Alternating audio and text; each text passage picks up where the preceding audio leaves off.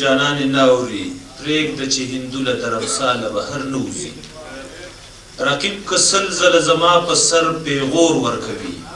هغه هم ښه د نر بچی دی جواب سپور ورکوي او هغه که هر څنګه دی خوښ مې دی په دې خبره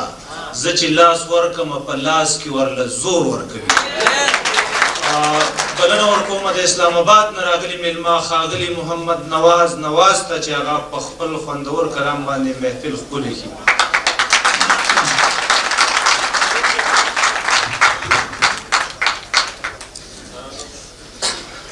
السلام علیکم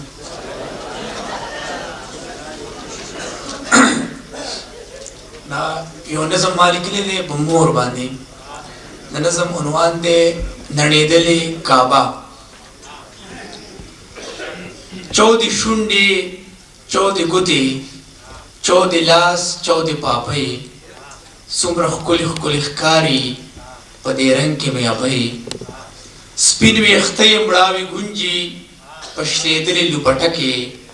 دا د وخت د ستم پړق دی په صورت د غریبۍ سودایي کړه له سوچونو هم غمونو کړه بېدمه هره اوښکه کې وینم یو دریاب ډک د نیستۍ یو رنګینه پلوه شوه لکه لمر به پړقېدله اوس تیارو داسې نیولې لکه تندر د سپوږمۍ دې جامې په اور سوې هم لاسونه یې جلیا دي د بچو د خېټې غم کې بس تاویږي د کټوۍ په دې سترګو کې وینم سوي سوي ارمانونه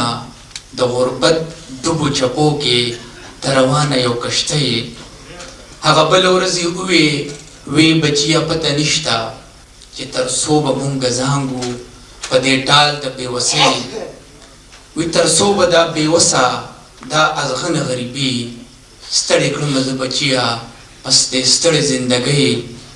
ولې بیا هم ما نیولې د امید یو نری مزی چې بچی به مې ستړی شي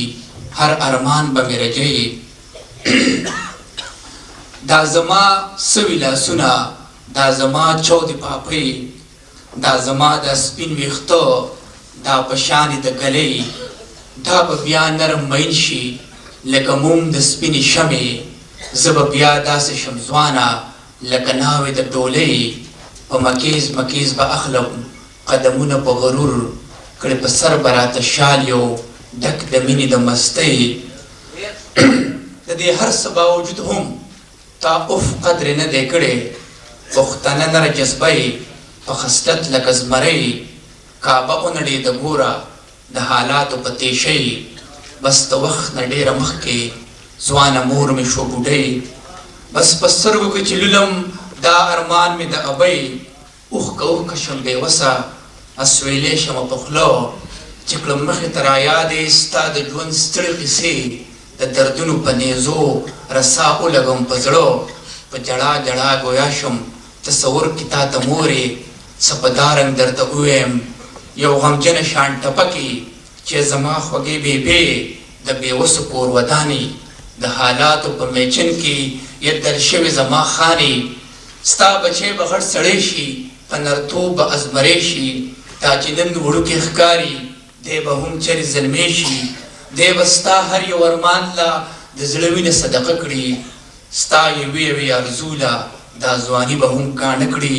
دی به ستا یو سپین ویښته نه د جهان زلفې کړي زار دی به ستا خپیب لبابو له د جنت راوړي پیزار دی به خپله ځواني ټوله تېره کړي په سور انګار خو به ستا زړه له به راوړي د جهان واړه قرار دی به ستا خدمت له مورې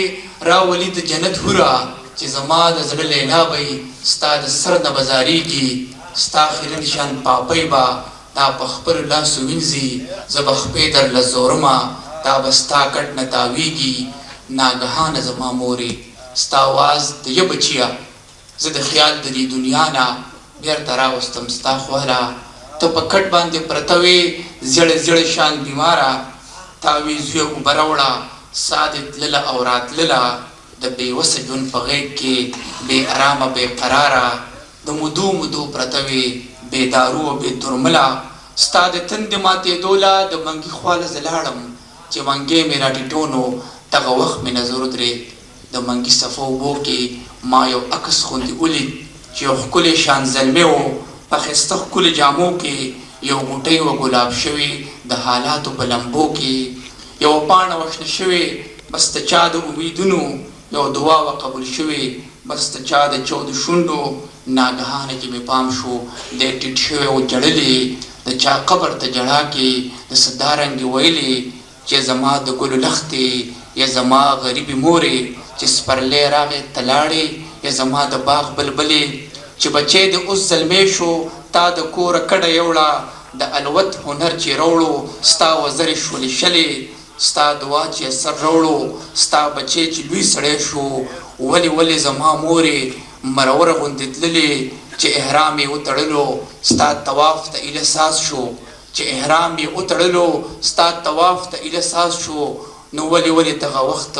ای کعبې ونړېدلې